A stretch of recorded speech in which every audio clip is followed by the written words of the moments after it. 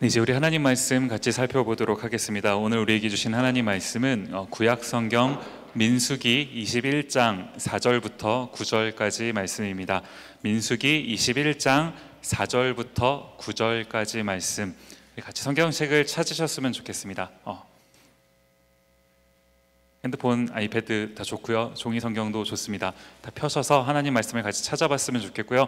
없으신 분들은 앞에 스크린을 보시면서 민수기 21장 4절부터 9절 저와 여러분이 한 절씩 교독해서 읽도록 하겠습니다. 제가 먼저 읽겠습니다. 백성이 호르산에서 출발하여 홍해 길을 따라 에돔 땅을 우회하려 하였다가 길로 말미암아 백성의 마음이 상하니라. 백성이 하나님과 모세를 향하여 원망하되 어찌하여 우리를 애굽에서 인도해 내어 이 광야에서 죽게 하는가? 이곳에는 먹을 것도 없고 물도 없도다. 우리 마음이 이 하찮은 음식을 싫어하노라 하매 여호와께서 불뱀들을 백성 중에 보내어 백성을 물게 하심으로 이스라엘 백성 중에 죽은 자가 많은지라. 백성이 모세에게 이르되 말하되 우리가 여호와 당신을 향하여 원망함으로 범죄하였사오니 여호와께 기도하여 이 뱀들을 우리에게서 떠나게 하소서. 모세가 백성을 위하여 기도하매 여호와께서 모세에게 이르시되 불뱀을 만들어 장대 위에 매달아라. 물린 자마다 그것을 보면 살리라. 모세가 놋뱀을 만들어 장대 위에 다니 뱀에게 물린 자가 놋뱀을 쳐다본즉 모두 살더라. 아멘. 디모데 예배 오신 모든 분들을 환영하고 또 축복합니다. 이 시간 앞뒤 좌우에 계신 분들하고 한번 이렇게 인사했으면 좋겠습니다. 실천하는 크리스찬이 됩시다. 네, 오늘 날씨가 정말 너무 더웠던 것 같은데 우리 한 번만 더 좀 이렇게 인사했으면 좋겠는데요. 조금만 더 버팁시다. 네, 조금만 더 지나면요 오늘이 그리워지는 날이 얼마 아니다가 오게 될 겁니다. 벌써 첫눈이 올 것 같은 그런 분위기. 네, 곧 와요. 곧 오늘이 그리워질 겁니다, 여러분. 제가 예전에 이제 글을 하나 봤는데 이제 뭐에 관한 그 글이었냐 하니까요. 그 왜 이제 우리가 그 살을 뺄 때요. 제가 요즘에 다이어트 얘기를 좀 자주 하는 것 같긴 한데 살을 뺄 때 여러분 살을 빼는 방법이 두 가지가 있습니다. 두 가지가 잘 한번 들어보시죠. 두 가지가 있는데 첫 번째 방법은 먹는 거 이상으로 운동을 하는 겁니다. 내가 어떨 만큼 먹든지 그 이상으로 운동을 하면 살이 빠져요. 이게 어려운 거 아닙니까? 제가 사실 요즘에 그 운동을 시작을 했거든요. 왜 이렇게 웃으시죠? 네, 제가 운동을 시작을 해갖고 운동을 한 지가 이제 한 2주 정도 되는데 하루도 안 빠지고요. 지금까지 하루도 안 빠지고 매일 1시간씩 운동을 하고 있습니다. 그렇게 한 게 이 지경이에요. 여러분 보고 계시는데 이게 이렇게 1시간씩 운동을 해야 겨우 요 정도 그냥 이렇게 유지가 겨우 될까 말까 하는 몸무게가 줄지는 않아요. 이상하더라고요. 분명히 운동을 했는데 몸무게가 안 줄어요. 이거 어떻게 되는지 모르겠는데 아무튼 먹는 거 이상으로 운동을 하는 일이라는 건 굉장히 어려운 거죠. 그러니까 이제 우리가 이 방법 대신에 또 하나의 방법 뭡니까? 안 먹는 거죠. 네, 안 먹는 겁니다. 이러면 살이 빠지는 거 아니겠습니까? 작년에 제가 이제 이걸 해보니까 이게 보통 일이 아니에요. 제가 4시 이후에 안 먹었었잖아요, 작년에. 이게 진짜로 보통 일이 아닙니다. 뭐 안 먹어야 빠지긴 하는데 뭐 언제까지는 안 먹을 수는 없으니까 이제 먹기는 먹어야 되는 것 아니겠습니까? 먹기는 먹어야 되는데 이제 제가 궁금한 거, 또 제가 이제 봤더니 글에서 다루고 싶은 내용이 뭐였냐 하니까요.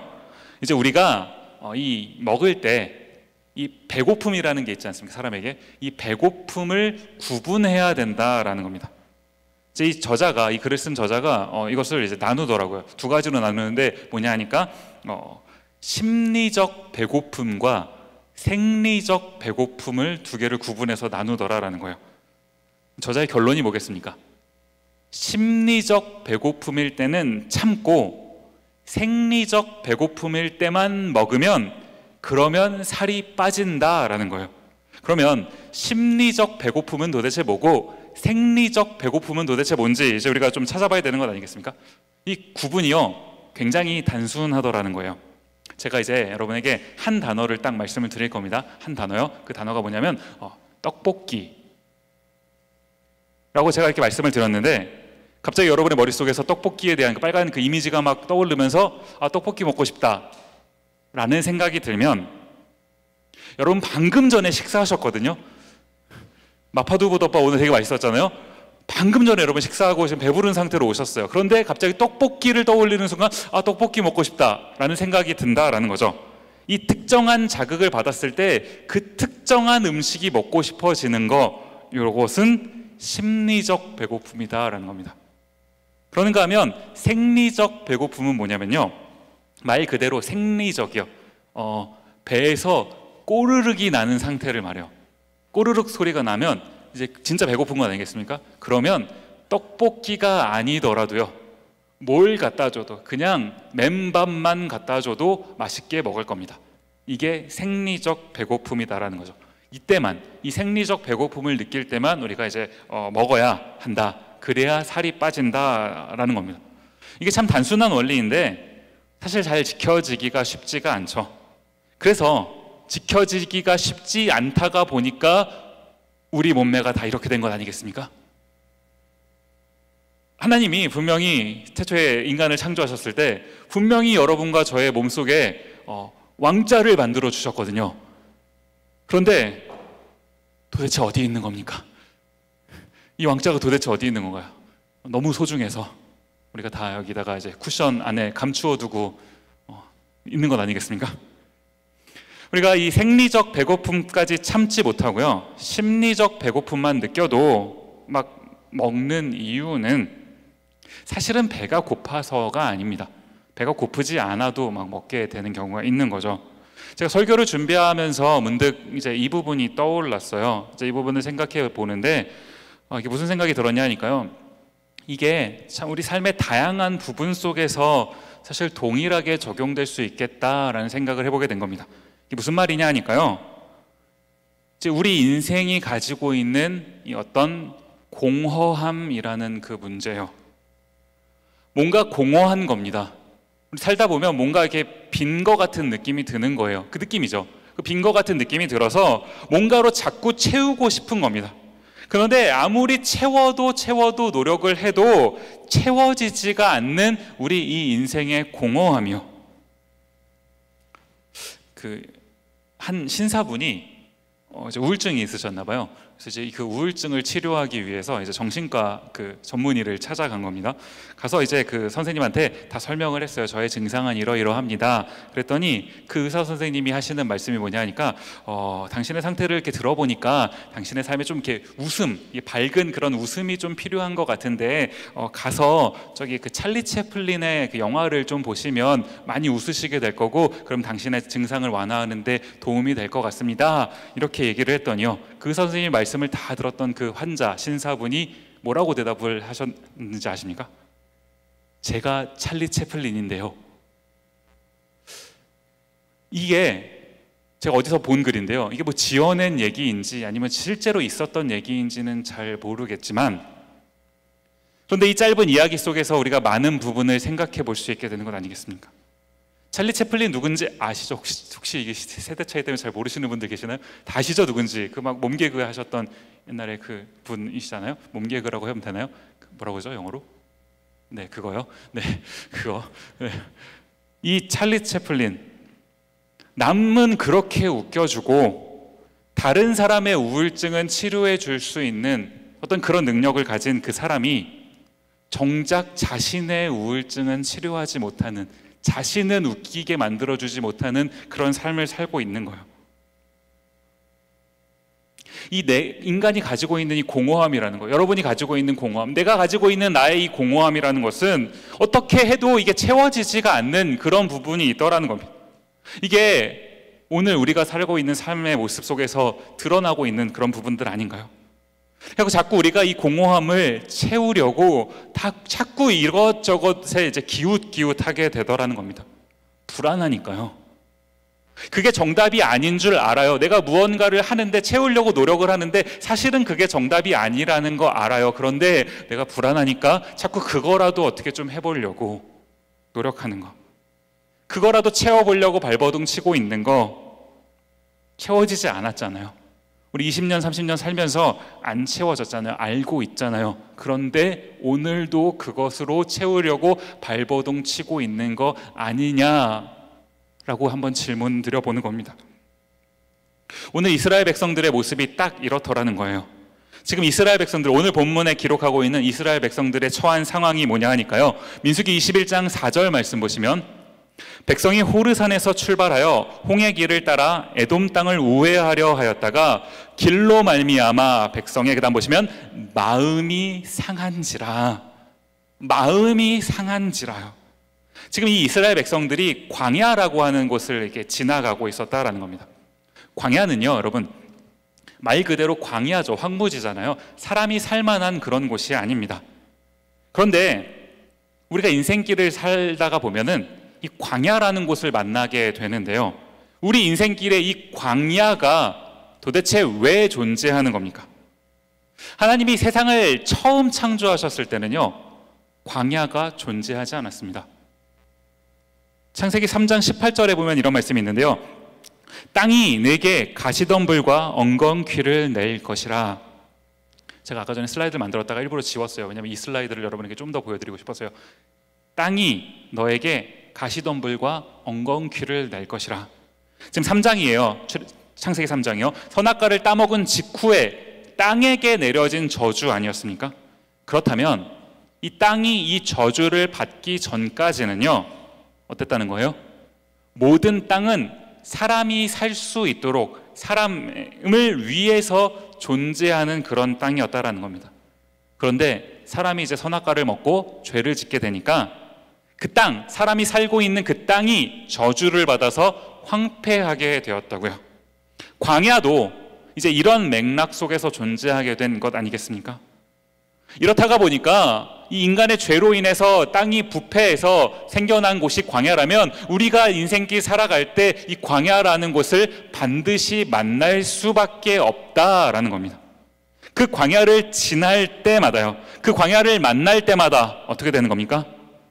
오늘 본문의 말씀처럼요, 마음이 상하니라. 제가 오늘 설교를 준비하면서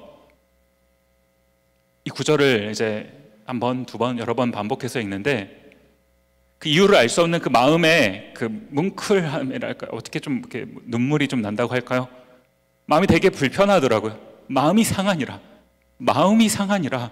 이 구절을 읽는데 이유를 알 수 없는 그런 마음에 좀 아픔이 생기더라고요. 왜 그렇습니까? 우리가 살아가고 있는 인생에 그 인생 속에서 우리의 모습을 보는데, 저와 여러분의 모습을 이렇게 가만히 떠올려 보는데 그게 너무 안타까워서요.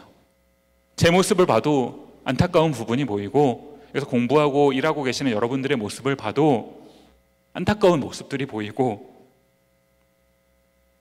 오늘 이 자리에 오신 분들 중에 지금 이런저런 이유로 마음이 상한 분들 계시는 것 아닙니까?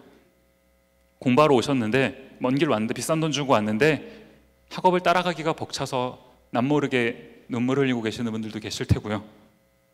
진로의 문제로 이제 어떡하지, 뭐 먹고 살지, 졸업은 다가오는데 어떻게 해야 되나, 그것 때문에 마음이 상한 분들도 계시고, 어렵게 직장을 잡았는데 다른 사람들은 그래도 당신은 직장이 있지 않냐, 그래도 나보다 낫지 않냐 라고 말은 하지만 막상 여기서 직장 다니시는 분들 한번 대답해 보십시오. 직장 다닌다고 인생의 문제가 해결됐습니까? 사실은 이제부터가 시작이죠. 마음이 상하니라. 마음이 상하니라. 우리가 매 순간, 여기서 한 명도 빠짐없이 모두가 매 순간 이런 일들을 겪고 있는 것 아니겠습니까? 이걸 생각하니까 저도 모르게 마음이 아프더라고요. 그런데 그러는가 하면 이 마음이 상할 수밖에 없는 이 광야를 걷고 있는데, 광야는 말 그대로 황무지라고 말씀드리지 않았습니까? 사람이 살 수 없는 땅이요. 사람이 살 수가 없는 곳, 그런 광야를, 그런 인생을 우리가 걷고 있어요. 살고 있어요. 뭐 삶이 탄탄대로여서 아무 걱정 없이 오늘 이 자리까지 오신 분 이 자리 혹시 계십니까? 한 분이라도 계시나요? 제가 장담컨대 한 분도 안 계실걸요. 우리는 광야를 걷고 있습니다. 그런데 우리가 광야를 걷고 그 광야를 걸어가면서 오늘 여기까지 왔는데, 그 광야 속에서도 세밀하게 우리를 인도하신 그 하나님이요, 신명기 8장 15절 말씀해 보니까 이런 말씀이 있습니다. 너희를 인도하여 그 광대하고 위험한 광야 곧 불뱀과 전갈이 있고 물이 없는 간조한 땅을 지나게 하였으며 또 너를 위하여 단단한 반석에서 물을 내셨으며. 지금 광야요. 이 광야가 어떤 곳이라고 성경이 얘기합니까? 광대하고 위험한 광야요. 광대하고 넓고 위험한 곳이요. 불뱀과 전갈이 있고 물도 없는 건조한 땅이다라는 것 아닙니까? 그런데 이런 위험한, 이런 넓은, 이런 무서운 광야를 지나는데 하나님께서 우리를 인도하셨다고요. 하나님이 인도하셨다, 우리를 인도하셨다라는 게 도대체 뭘 말하는 겁니까? 신명기 8장 4절 말씀이에요. 이 40년 동안에 내 의복이 헤어지지 아니하였고 내 발이 부르트지 아니하였느니라. 우리가 하나님의 어떤 은혜, 하나님의 어떤 기적을 생각하면요, 하나님이 홍해 정도는 갈라주셔야 그래야 좀 기적이지, 하늘에서 갑자기 뭔가 파방하고 내려주셔야 그래야 그래도 하나님의 은혜 기적이라고. 꼭 그래야만 은혜입니까? 꼭 그래야만 기적인가요? 우리가 신앙생활할 때 이런 불평하시죠. 하나님, 도대체 왜 내 삶 속에서는 그런 어떤 기적적인 일이 발생하지 않습니까? 왜 내 삶에는 아무런 일이 발생하지 않습니까? 아무런 일이 발생하지 않는 그것이 은혜예요. 하나님이 여러분의 삶 속에 아무런 일이 발생하지 않도록 지금까지 지켜주셨다고요. 우리가 그 기적 속에, 그 은혜 속에 살고 있는 것 아닙니까? 하나님이 저와 여러분을 돌보아 주셔서요, 이 광야 같은 인생, 살 수 없는 그곳을 지나서 여기까지 살아오는데 그래도 지금 여기까지, 2019년 7월 여기까지, 그래도 여기까지 올 수 있도록 인도하신 것 아닌가요? 그게 없었더라면 저와 여러분이 오늘 이 자리에 있을 수 없는 겁니다. 하나님의 이런 배려, 은혜가 없었다면 오늘 우리가 여기 살 수 없었다고요. 그런데 우리가 이걸 잊어버리는 겁니다. 이 사실을 잊어버린다고요. 오늘 내가 여기까지 올 수 있었던 게 하나님의 은혜였다라는 그 사실을 망각해버린다고요. 잊어버릴 뿐만 아니라 어떻게 하는 겁니까? 민수기 21장 5절 말씀 가서 보시면, 백성이 하나님과 모세를 향하여 원망하되 어찌하여 우리를 애굽에서 인도해내어 이 광야에서 죽게 하는가? 이곳에는 먹을 것도 없고 물도 없도다. 그 다음 보시면, 우리 마음이 이 하찮은 음식을 싫어하노라 하매.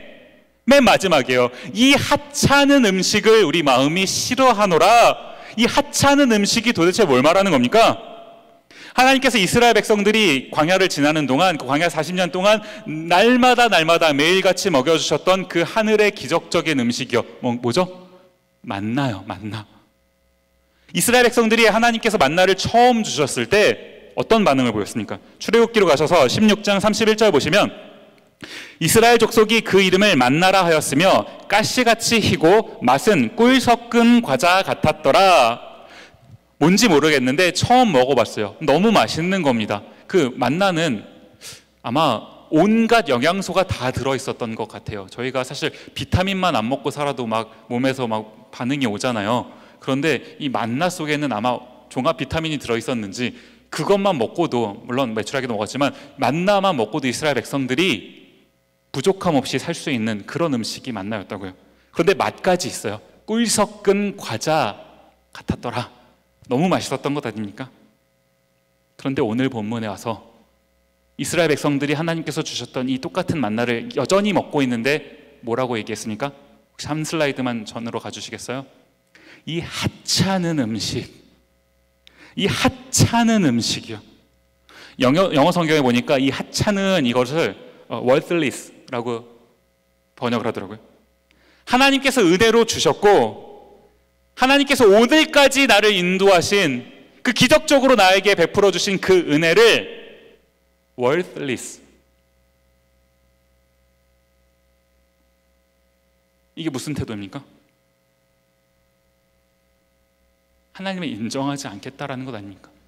나를 인도하신 그분이 하나님이라는 사실을 내가 인정하지 않겠다라는 것 아닌가요? 고작 나의 지금 이 작은 불평 때문에 하나님의 그 세밀한 인도하심, 나를 보호해 주신 그 하나님의 노력을 값어치 없는 것, 그렇게 치부해버린 것 아니냐는 거예요. 이 모습이요, 사실 어디서 많이 본 모습 아닙니까? 하나님께서 저와 여러분의 삶을 어떻게 인도해 주셨는데요, 우리가 이제 20년, 30년 살았잖아요.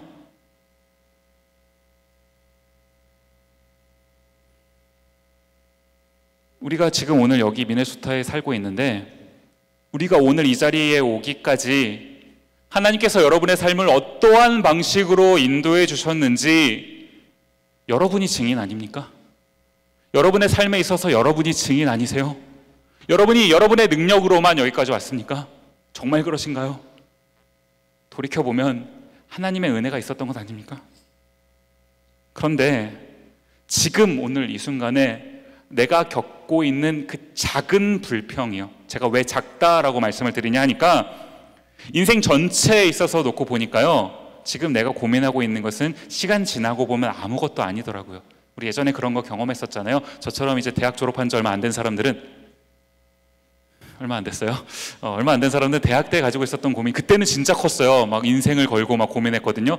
지나고 보니까 그때 고민은 사실 그냥 웃으면서 얘기할 수 있는 거더라고요. 그렇잖아요. 지금 내가 고민하고 있는 이 고민도 시간이 지나고 나면 아무것도 아닌 건데, 지금은 왜 이렇게 크게 보이는지요. 그 작은 고민 때문에 거기에 몰두하다가 하나님의 은혜를 worthless, 가치 없는 것으로, 값어치 없는 것으로, 쓸모없는 것으로 치부해버리는 것. 우리가 혹시 지금 이 일을 하고 있지는 않냐라는 겁니다. 이 일로 인해서 어떤 일이 발생했습니까? 21장 6절 말씀 보시면요, 여호와께서 불뱀들을 백성 중에 보내어 백성을 물게 하심으로 이스라엘 백성 중에 죽은 자가 많은지라. 여기 보시면 하나님께서 불뱀들을 보내셨다라고 되어 있는데, 사실은 조금 더 정확하게 우리가 이것을 좀 이렇게 상상력을 가미해서 좀 보시면요, 하나님께서 보내셨다라기보다는 하나님께서 지금까지 이 불뱀들이 이스라엘 백성들에게 가지 못하도록 이렇게 막아주셨던 것 아닙니까? 아까 광야는 불뱀과 정갈이 엄청 많은 곳이라고 그랬어요. 근데 이스라엘 백성들이 이것을 경험하지 못했다는 것은, 불뱀들을 만나지 못했다는 것은 하나님이 막아주고 계셨다고요. 그 막아주고 계시던 은혜를 잠시 풀으신 겁니다. 막고 계시다가 잠시 풀으셨다고요. 우리가 광야를 가면서 뱀을 안 만났던 건 뱀이 없어서가 아니에요. 광야는 얼마나 뱀이 많은 곳인데요. 뱀이 없어서도 아닙니다. 우리가 능력이 출중해서 뱀을 쏙쏙 잘 피해 다녔던 것도 아니에요. 우리는 그런 능력도 없습니다. 하나님께서 우리가 그 뱀을 만나지 않도록 우리를 뱀으로부터 지켜주셨다고요. 하나님의 은혜로 우리가 뱀에게 물리지 않고 오늘까지 살아왔다라는 겁니다. 그런데 그 하나님의 은혜를 값어치 없는 것으로 여기니까 하나님께서 잠시 이 이스라엘 백성들에게 이 하나님의 은혜가 없는 삶이 어떤 것인지 잠시 경험시켜 주신 것 아닙니까? 뱀이 한 마리만 있어도요, 한 마리만 있어도 한 2년 전, 한 3년 전쯤이었던 것 같아요. 그 우리 디모데에 이제 그 중보기도 팀이 항상 있지 않습니까? 중보기도 팀이 일주일에 한 번씩 모여서 기도를 하는데, 그때 그 요보엠에 있는 그 무스타워라는 곳에서 같이 모여서 기도회를 한 적이 한 번 있어요. 그래서 제가 이제 그 모임에 참석을 하는데, 그 한 교실을 이렇게 빌려서 그 교실 안에서 이제 다 같이 기도회를 하고 있었거든요. 근데 제가 조금 늦게 갔는데 들어가는 길에 못 볼 걸 본 거죠. 제가 못 볼 걸 본 겁니다. 뭘 봤냐 하니까 바퀴벌레요. 제가 살면서 진짜 그렇게 큰 바퀴벌레는 처음 본 겁니다. 사실 그 왜 미국이나 뭐 이런 데 가면은 왜 큰 바퀴벌레가 있다고 하도 많이 들었는데, 제가 이제 뭐 이렇게 살던 버지니아나 보스턴이나 미네소타나 이런 데는 사실 바퀴벌레가 그렇게 크지 않았어요. 특히 여기 미네소타에서는 거의 바퀴벌레를 본 적이 없거든요. 그래서 그런 걸 이렇게 좀 못 느끼고 살았다가 그 무스타워 거기서 처음 본 겁니다. 농담이 아니고 꽤 컸어요. 정말로 깜짝 놀랄 사이즈였어요. 제 처음 보는 사이즈에. 그 바퀴벌레를 봤습니다. 기어가는 걸 봤어요. 어떻게 잡을 용기도 안 나더라고요. 너무 커서. 그게 지나가는 걸 보고 이제 그 교실로 들어가서 기도를 해야 하는데 사람들 다 모여서, 우리 디모데 지체들 모여서 기도하고 있는데 눈이 감겨지지가 않는 거예요. 그 바퀴벌레가 어디로 갔을까? 라는 생각에 사로잡혀서 이거 어떡하지? 같이 기도해야 되는데 걱정이 막 되는 거예요. 그 바퀴벌레는 어디로 갔을까? 그날의 기억이 아직도 생생하거든요. 그거 하나만 봐도 내가 온 신경이 써여서 막 이러는데, 뱀이요. 뱀. 오늘 이 밤에, 이 본당에 지금 뱀이 한 마리 있습니다. 여러분 발 밑에 뱀이 한 마리 있어요. 여러분 조심하십시오. 뱀이 여러분 물 겁니다. 한 마리만 있어도 아마 여기 아수라장이 될걸요. 진짜로 뱀이 한 마리만 등장해도 아마 여기 난리가 날 겁니다. 한 마리만 있어도요. 그런데 그 뱀이 한 마리가 아니라 성경에 보면 복수로 나와 있죠. 근데 이스라엘 백성 전체를 물 정도였으면 아마 어마어마한 양의 뱀이 등장을 했을 건데, 그 뱀들이 갑자기 막 나왔다고 상상을 해보십시오. 누군가는 뱀에 물려서 너무 안타깝게 죽었어요. 이미 죽었습니다. 누군가는 뱀에 물려서 죽어가고 있어요. 이제 그 다음은 내 차례인 겁니다. 이게 지금 상상만 해도 너무 끔찍한데, 우리가 한번 그것을 한번 상상만 한번 해보자고요. 우리가 상상하고 있는 그 상상, 사실은 그 상상 그 이상의 것이 하나님의 은혜가 없는 삶의 모습인 겁니다. 그 아수라장, 그 비참한 그곳, 사람들이 비명을 지르고 쓸어가며 죽어가는 곳, 하나님의 은혜가 없는 곳, 그 장면이라고요. 오늘 본문이 하나님의 은혜 없이 살아가는 사람들이 어떠한 삶을 살게 될 것인지를 너무나 분명하게 말하고 있는 것 아니겠습니까? 만약에 오늘 본문이요, 여기서 딱 끝났더라면 저 같은 그 목사 입장에서는 어쩌면요, 설교하기가 조금 더 편했을지 모르겠어요. 무슨 말이냐 하니까요, 여러분 하나님을 똑바로 믿으십시오. 똑바로 하나님 믿으십시오. 안 믿으시면 뱀이 나와서 여러분을 물 겁니다. 그렇게 하고 실제로 뱀이 나와서 여러분을 막 물어요. 하나님 똑바로 안 믿으면 막 뱀이 여러분을 막 문다고요. 그러면 제가 설교하기가 얼마나 편하고 또 여러분도 얼마나 순종을 잘 하시겠습니까? 지금 뭐 대학원이 문제입니까? 학점이 문제예요? 취업이 문제입니까? 뱀이 나와서 날 무는데 순종 안 하면 난 죽는데 뭐 그게 문제겠냐고요. 순종부터 해야죠. 훨씬 더 편하지 않았겠어요? 그런데 오늘 본문이 여기서 끝나지 않더라는 겁니다. 뱀에 몰려 죽어가는 사람들, 그 사람들에게 하나님께서 한 가지 살 길을 알려주셨는데, 이 살 길이 너무나 당혹스러운 방식이더라는 거예요. 민수기 21장 8절 9절 말씀 보시면, 여호와께서 모세에게 이르시되 불뱀을 만들어 장대 위에 매달아라. 물린 자마다 그것을 보면 살리라. 모세가 놋뱀을 만들어 장대 위에 다니 뱀에게 물린 자가 놋뱀을 쳐다본즉 모두 살더라. 여러분 지금 같이 읽으셨는데 이 본문이 지금 뭘 말하고 있는지 그 내용은 이해가 가시죠? 놋뱀을 만들어서 이제 장대 위에 만들고 그것을 보는 사람은 살게 될 것이다 라는 그런 내용입니다. 믿어지십니까? 지금 성경이니까, 우리가 하도 뭐 성경이니까 그냥 그런가 보다 하고 믿어야지 하고 생각하지만 사실 이게 믿어지세요? 이게 정말 믿어지십니까? 지금 사람이 막 죽어나가고 있어요. 비명을 지르고 병원에 가도 뭐 의사를 만나도 살까 말까 그렇게 하고 있는데, 무슨 뭐 장난감도 아니고 뭐 성경이 그럴싸하게 놋뱀 이렇게 써놨지만 광야에서 만들어봤자 뭐 얼마나 만들었겠어요. 그냥 그 어떤 그냥 이렇게 구리로 된 뭐 그냥 어떤 조형물 하나 만들어 놓고 이거 이렇게 해놓고서는 그것을 쳐다보면 살리라. 이걸 믿어야 되는 겁니까? 우리가요 인생 살아가면서 열심히 공부해서 좋은 대학 가고 좋은 대학원 가고 좋은 직장 만나서 살아야 되고, 그렇게 하다가 좋은 남편, 아내 만나서 결혼도 하고, 그렇게 좋은을 경험하고 살아가도, 그렇게 살아도 이 삶이라는 게 죽을 지경이에요. 사는 게 쉽지가 않아요. 그렇게 살아도 너무너무 힘들어서, 그래도 그 힘든 거 어떻게 조금 감해 보려고, 조금 덜 겪으려고 더 준비하는 것 아니까. 저 좋은 스펙을 만나면, 준비하면 내가 조금이라도 그것이 나를 뭔가 살려줄 것 같아서 그 고민하고 살아가고 있는데, 그런 여러분에게, 여러분 당신이 구원을 받을 것은 그런 스펙이 아니라 당신의 직장이 어떤 당신의 학점이 아니라 오직 예수님을 바라보는 겁니다. 여러분 앞에 계시는 십자가를 바라보십시오. 이 십자가가 여러분을 구원할 것입니다. 노뱀이 장대에 매달려 있는 것처럼 예수님도 십자가에 매달리실 건데 여러분이 그 십자가, 저 매달려 있는 저 십자가를 바라보시면 여러분이 구원을 얻을 것입니다. 이 말이 믿어지시나요? 세상 살기가 그렇게 벅찬데 세상의 것도 해결 못하고 이렇게 바둥바둥하고 있는데 그게 아니라 무슨 예수를 바라보라니, 십자가를 바라보라니, 그 말이 여러분 믿어지십니까? 여러분이 얼마나 지성인이신데요.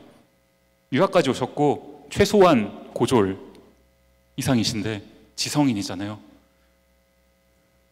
우리 같은 지성인이, 여러분 같은 지성인이 예수를 바라보십시오. 예수가 여러분을 구원할 것입니다. 이 사실이 믿어지시냐고요. 차라리요, 요즘도 토플이 IBT인가요? 제가 토플 본 지가 좀 돼서 저희 때 그 토플 시험이 120점 만점이었던 것 같은데 저도 IBT 세대입니다. PBT 아니에요. 550점, 600점 아니에요. 자, 저도 IBT 봤는데 제가 몇 점인지를 이제 깔 수는 없지만 제가 유학 나오면서 맨 마지막에 어떤 그 자매님을 우연히 만났어요. 근데 이제 그 자매님이 토플 시험을 한 번 더 본대요. 그래서 토플이 도대체 몇 점이시길래 한 번 더 보십니까? 이렇게 궁금해서 저도 항상 이제 했으니까 그랬더니 그분 하시는 말씀이 정확하게 기억이 안 나는데 제 지금 기억에 116점인가 맞았대요. 그래서 전 이해가 안 가는 거예요. 도대체 116점을 맞았는데 왜 토플을 또 봅니까? 그랬더니 자기는 1점이라도 더 받아야 좋기 때문에 1점이라도 올릴 수 있으면 본다는 거예요. 아, 세상에는 별의별 인간이 다 있구나. 제가 그 생각을 했었는데 만약에 하나님이 자, 니네가 토플을 120점 맞으면 그러면 구원을 얻을 수 있다 라고 말씀을 하신다면 차라리 이해하기는 쉬웠을 것 같아요. 구원이 얼마나 대단한 일인데 내가 죽어가는 내 영혼이 살아서 하나님의 백성이 되는 건데 이 어려운 이 귀중한 일에 그래 토플 120점 정도는 맞아야 이것을 내가 얻을 수 있지, 이 정도 귀한 일이면 그 정도 요청은 좀 해야 되는 건 아니겠습니까? 그런데 만약에 그랬다면요, 여러분은 구원 받으실 수 있으신가요? 구원의 조건이 토플 120점이라면 여러분은 구원을 받으실 수 있는 것처럼 앉아 계시는데 저는 못 받겠더라고요. 80점 넣는 것도 보통 일이 아니라 무슨 120점을 어떻게 맞아요? 겨우겨우 유학 갔는데 저 같은 영어 못하는 사람들은 택도 없는 일이죠. 그런데 하나님께서 우리에게 요청하신 게 이런 게 아니더라고요. 너희가 토플 120점을 맞아라, 돈을 10억을 벌어라, 100억을 벌어라, 뭐 GRE를 뭐 해라, 박사학위를 받아라, 아니더라고요. 하나님께서 우리에게 요청하신 딱 한 가지, 뭐예요? 보면 살리라. 보면 살리라. 지금 뱀에 물려서 죽어가는 사람들은요, 독이거든요. 독이 있는 뱀이라고 그랬어요. 독이 이제 온몸에 퍼져가는 겁니다. 마비돼서 아무것도 할 수가 없어요. 아무것도 할 수 없는데 그 사람이 죽기 전에 딱 한 가지 할 수 있는 거 뭡니까? 눈동자를 움직여서 그 장대에 매달린 뱀인지 뭔지 그 장난감처럼 생긴 그것을 쳐다보는 그 일을, 그것은 할 수 있더라고요. 하나님께서 지금 죽어가는 그 사람들에게 뭐 대단한 어떤 것을 요청하신 게 아니라 너의 눈동자를 옮겨서 이것을 쳐다봐라. 그러면 살리라. 너무나 이 단순한 요청이요. 이 너무나 단순한, 너무나 이 하기 어떻게 보면 굉장히 쉬운 이 요청 속에 하나님의 마음이 느껴지십니까? 한 사람이라도 이 요청에 응해서 그것을 하도록, 그 구원받은 백성으로 새 생명을 얻도록 초청하시는 그 하나님의 마음이 여러분 느껴지시나요? 너 이것은 할 수 있지 않니? 바라보는 것 정도는 너희가 할 수 있지 않니? 바라봐라. 그러면 살리라. 이 초청에 반응해서 그 노뱀을 쳐다보면요, 이게 뭘 의미하는 겁니까? 내 시선이요, 이 광야를 바라봐요. 이 황폐한 땅, 마음이 상하니라.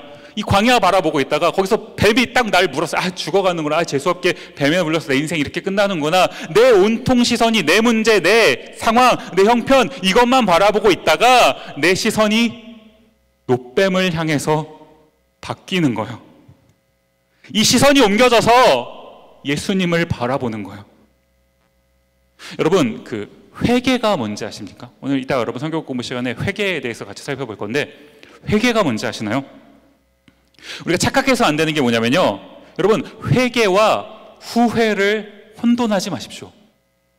후회는 회개가 아닙니다. 이제 미국에서 운전하시는 분들 많으시죠? 저도 이제 운전을 많이 하는데, 운전하다 보면 미국은 이제 그 아이나비가 아니니까 길을 가끔씩, 요즘처럼 공사를 많이 하는 시즌에는 진짜 길 잘못 들기가 십상이거든요. 그러면 길을 잘못 들면 아차 싶죠. 아, 어떡하지? 길 잘못 들었네. 요거는 후회입니다. 후회. 아, 잘못 들었네. 후회죠. 후회만 하고 가만히 있으면 절대로 바른 길로 갈 수가 없어요. 어떻게 해야 됩니까? 다시 유턴해서 다시금 원하는 길로, 바른 길로 가야죠. 그게 회개인 겁니다. 내가 잘못 가고 있다면 그 길에서 돌이켜서, 물질적 정신적 손해가 있더라도 돌이켜서 다시금 와서 바른 길로 가는 것, 그것이 회개라고요. 돌이키는 거예요. 돌이키는 거. 우리가 세상만 바라보고 살면 세상이 뭔가 나한테 답을 줄 것 같아요. 그래도 내가 유학 왔는데 여기서 대학을 졸업하면 뭔가 답을 얻을 수 있을 것 같아요. 그래도 대학원까지 갔는데 학위를 받으면 내가 뭐라도 답을 얻을 것 같아요. 아, 결혼을 하면, 취업을 하면 답을 줄 것 같아요. 정말 그런가요? 여러분보다 한 스텝 더 살아보신 분들께 찾아가서 여쭤보십시오. 정말 그런지. 우리의 시선이 거기 있으면 안 된다고요. 거기에 머물고 있는 우리의 시선을 돌이켜서 놋뱀을 바라보는 거예요. 십자가에 달리신 예수님을 바라보는 거예요. 그렇게 돌이키는 것, 그것이 회개인 겁니다. 그러는가 하면 우리가 이제 시선을 돌이켜서 예수님을 바라봤잖아요. 그러면 이 돌이킨 시선, 어떠한 상황이든지 어떠한 형편이든지 내 돌이킨 이 시선이 다시금 돌아가지 않도록, 다시 돌이키지 않도록 그곳에 계속 고정하고 있는 것, 그것이 믿음인 겁니다. 그리스도를 본받아라는 그 책을 쓰신, 이것으로 유명하신 분이죠. 토마스 아 캠피스라는 분이 계시는데, 그분이 이제 이런 말씀을 하셨어요. 나는 믿음의 정의를 알려고 하기보다는 차라리 믿음을 행사하겠다. 무슨 말인지 이해가시나요? 나는 믿음의 정의가 뭔지 알려고 하기보다는 차라리 믿음을 행사하겠다. 차라리 믿겠다, 이 말입니다. 하나님께서 오늘 저와 여러분을 부르고 계십니다. 예수를 바라봐라. 예수를 바라봐라. 하나님 우리를 부르시는데 우리 마음속에 자꾸 생각이 떠올라요. 왜 바라봐야 되는지, 볼 거면 그럼 어떻게 바라봐야 되는지, 언제 바라봐야 되는지, 우리 마음속에, 여러분의 마음속에 수많은 질문들이 막 솟구치 올라오고 있는 것 아닙니까? 오늘 성경이 저에게 요청하는 한 가지는요, 그것에 대한 어떤 답을 주는 게 아니라, 봐라, 그러면 살리라. 바라봐라, 그러면 살리라. 다 이해가 가면요, 다 이해가 가면 그것은 신앙이 아닙니다. 신앙은 이해하는 게 아니라 믿는 거거든요. 저와 여러분 모두가 이 믿음을 가질 수 있기를, 우리의 시선이 주님께로, 십자가로 바뀌는 이 놀라운 은혜를 경험하기를 간절히 소망합니다. 우리 함께 같이 찬양했으면 좋겠는데요, 반주를 부탁을 드립니다. 주가 보이신 생명의 길이라는 찬양인데, 제가 이제 종종 이 찬양을 좀 개인적으로 고백을 해요. 마음에 여러 가지 어려움들이 생길 때, 지침이 생길 때, 살면서 좀 답이 없는 그런 상황들을 만날 때 이 찬양을 고백합니다. 왜 그렇습니까? 내가 내 인생을 바라보면 답이 없어요. 사실 우리 알고 있잖아요. 이 세상에서 우리가 어떤 걸 성취하면 사실 성취하는 그 기쁨은 있지만 사실 그것이 답은 아닌 거 사실 알고 있잖아요. 그런데도 그것이 마치 답인 양 그것만 추구하고 있는 삶을 살아가요. 왜요? 불안하니까. 그거라도 잡아야 그래도 뭔가 할 것 같으니까. 그래서 이렇게 발버둥 치고 있는. 그런데 우리를 살리는 진짜 생명의 길은 거기 있지 않더라는 겁니다. 주가 보이신 생명의 길, 이 세상에서 우리가 찾을 수 있는 어떤 그 길이 아니라 주가 허락하신 그 생명의 길, 그 길로 우리를 초청하시는 겁니다. 우리가 어떻게 가는 거예요? 상한 마음 들이며. 우리가 이 세상 살아가다가, 광야 같은 이 세상 살아가다가 너무나 많이 상했어요. 마음이 무너져 내려요. 여러분, 유학생활 하시면서 이게 보통 일입니까? 부모님 떨어져 살면서 이게 보통 일이에요. 하루에도 몇 번씩 마음이 찢어지는 일들이 생기는 것 아닙니까? 외로움이 찾아오고요. 어떻게 해야 될지 모르겠고요. 내 인생이 이제 어떡하나. 그런 일들, 이 상한 마음이 내 마음에 차오를 때 주님이 그 상한 마음 그대로 나에게 와라. 그 상한 마음 그대로 나에게 와라. 내가 너의 상한 마음을 받아주고 너에게 생명의 길을 보여주겠다. 그 주님 안에 있으면요, 그 주님 안에 있으면 주님이 저와 여러분을 빚어가시는 것 아닙니까?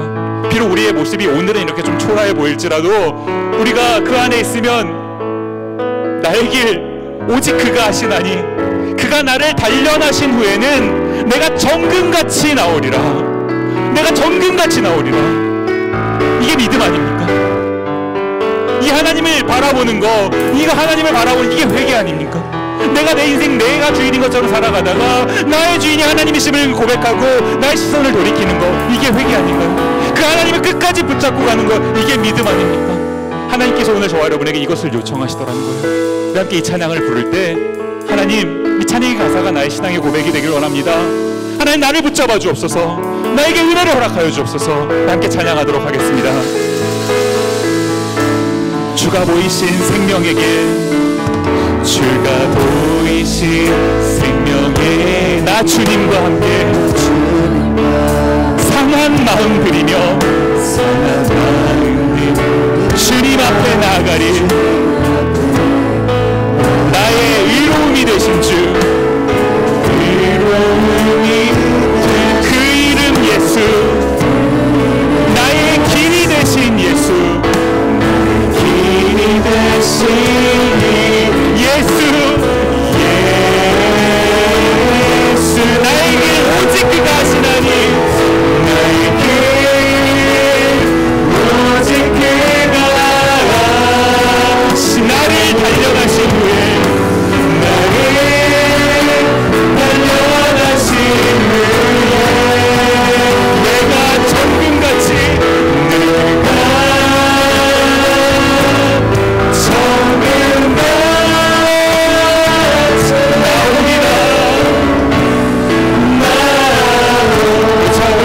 찬양합니다. 주가 보이신 생명의 길, 주가 보이신 생명의 길, 나 주님과 여러분의 상한 마음을 하나님께 드리면서 주님 앞에 나아가리. 나의 의로움이 되신 주, 그 이름 예수, 나의 길이 되신 이름, 그 이름 무엇이라고요? 예수! 예수! 나에게 오직 그가, 나에게 오직 그가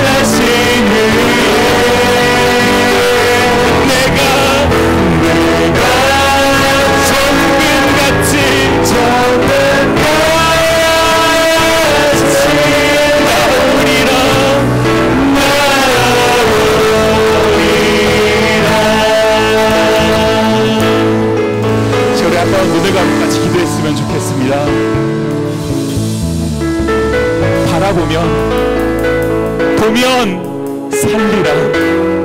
보면 살리라. 주님이 우리에게 이 너무나 단순한 이 한 가지를 요청하시는데 그 바라보는 게 안 돼요. 우리의 마음의 죄악이 얼마나 무거운지 하나님을 바라보는 것보다 다른 것 바라보는 게 너무 좋아서 주님이 정하신 그 노뱀을 바라보는 것, 주님이 우리에게 예비하신 그 예수님을 바라보는 게 그게 잘 안 돼요. 그 잘 안 되는 그 죄악의 자리에서 그 노뱀을 바라보도록, 그 예수님을 바라보도록 우리의 시선을 옮기는 것, 이것이 회개입니다.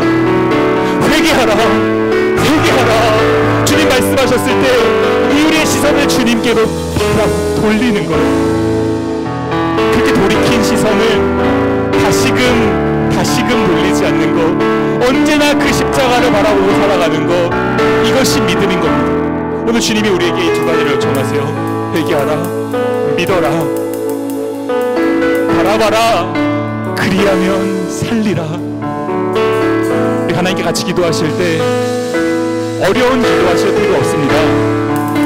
단순하게요. 하나님, 내가 주님을 바라보기를 원합니다. 내가 십자가를 바라보기를 원합니다. 내 마음에 아직 여전히 의심이 많고 해결되지 않은 질문들이 있지만 주님이 바라보라 하시니 바라보기를 원합니다. 하나님, 내가 바라볼 수 있도록 하나님 나의 시선을 돌이켜 주옵소서. 나의 시선을 옮겨 주옵소서. 하나님, 나를 도와주옵소서. 내가 바라볼 때 하나님 그 구원을 나에게 임하여 주옵소서. 우리 같이 한번 간절하게 이 제목을 가지고 기도했으면 좋겠습니다. 함께 기도하시겠습니다. 고마우신 아버지 하나님 바라볼 수 있게 하여 주시옵소서. 주님께서 바라보라 말씀하셨사오니 너희가 바라보면 그리하면 살리라 말씀하셨사오니 아버지 하나님 바라볼 수 있게 하여 주옵소서. 세상만 바라보고 살아가고 아버지 하나님 세상에 갇히고 치닫던 삶, 아버지 하나님 나에게 이 모든 아버지 하나님 연약하고 죄악된 모습 속에서 우리의 시선을 돌이켜서 하나님을 바라볼 수 있게 하옵소서. 주님을 바라볼 수 있게 하여 주옵소서. 그곳에 참 생명의 길이 있음을 깨닫고 아버지 하나님 그것을 바라볼 수 있는 저희가 되게 하옵소서. 아버지 하나님 그 바라보는 그 아버지 하나님 너무나 쉬워 보이는 의지가 아버지 하나님 이것조차도 아버지의 은혜가 아니면 할 수 없습니다. 주여 도우소서. 아버지 하나님 주님의 백성들이 하나님을 바라볼 수 있도록 주님께서 도와주셔서 그들의 시선을 아버지 하나님 바꾸어 주옵소서. 하나님을 바라볼 수 있도록 예수 그리스도의 십자가를 바라볼 수 있도록 주여 함께하여 주옵소서. 우리가 주님을 바라볼 때 주님 안에서 아버지 하나님 참된 구원과 생명을 경험할 수 있는 저희 모두가 될 수 있도록 주여 은혜를 더하여 주옵소서.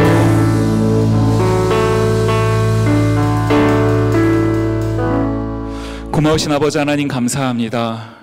광야 같은 인생 살아가다가 사실 그 광야 같은 인생조차도 살게 하신 것이 하나님의 은혜인데 그 은혜를 잊어버리고 조그마한 불평이 생겨도 그렇게 원망하고 하나님을 떠나 살아가는 그 삶을 살아가는 게 저희의 모습임을 오늘 다시 한번 살펴봅니다. 하나님, 그런 우리의 죄악 때문에 우리는 죽어 마땅한 존재들이지만 하나님께서 저희를 사랑하셔서 살 길을 열어주셨습니다. 너무나 단순해 보이는 그 한 가지, 보면 살리라, 보면 살리라. 주님 그 한 가지를 요청하셨는데 그 한 가지가 왜 이렇게 어려운지 모르겠습니다. 주님, 저의 이 믿음 없음을 용서하여 주시고 주님을 바라볼 수 있게 하여 주옵소서. 하나님이 아닌 다른 것을 바라보는 삶을 살아가고 있었다면 주님, 회개하오니 용서하여 주시옵고 우리의 시선을 돌이켜서 주님을 바라볼 수 있게 하옵소서. 우리의 눈이 주님을 바라보았다면 어떠한 상황에서든 끝까지 주님만 바라보고 살아가는 그런 믿음의 사람들 되게 없어서, 그러할 때 보면 살리라 말씀하시는 그 주님의 구원에 참여할 수 있는 저희 모두가 되게 하여 주옵소서. 감사드렸고 예수님 이름으로 기도드립니다. 아멘.